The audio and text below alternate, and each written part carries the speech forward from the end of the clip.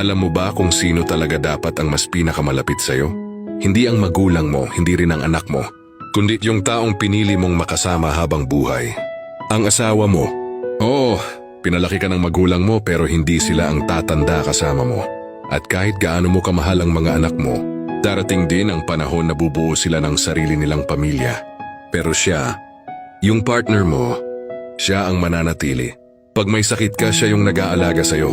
Pag pagod ka, siya yung unang kakampi mo. At kapag pakiramdam mo gumuho na ang mundo, siya pa rin yung boses na magpapaalala kung bakit ka dapat lumaban. He or she is not just your partner. Katuwang mo siya sa lahat.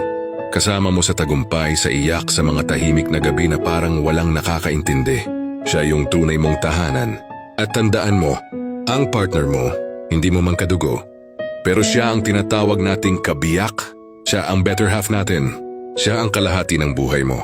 Kaya kung matutunan mong pahalagahan at mahalin siya ng totoo, mas buo kang magiging bilang isang tao.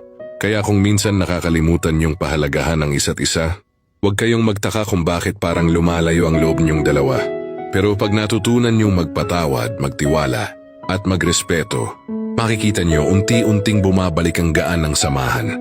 Ang tunay na pagmamahalan ay hindi kung sino ang tama, kundi pag-uunawaan kahit pareho kayong nasasaktan. At sana mapagtanto mo ito, hindi laging dugo ang sukatan ng loyalty.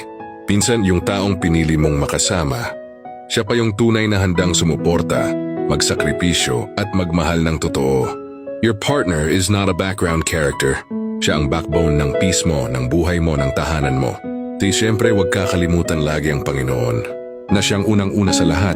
Dahil kung hindi dahil sa Kanya, hindi ka mabibiyayaan ng mabuting asawa at ng pag-ibig na totoo. Kaya sana ay mapagtanto mo ang nais iparating ng mensaheng ito.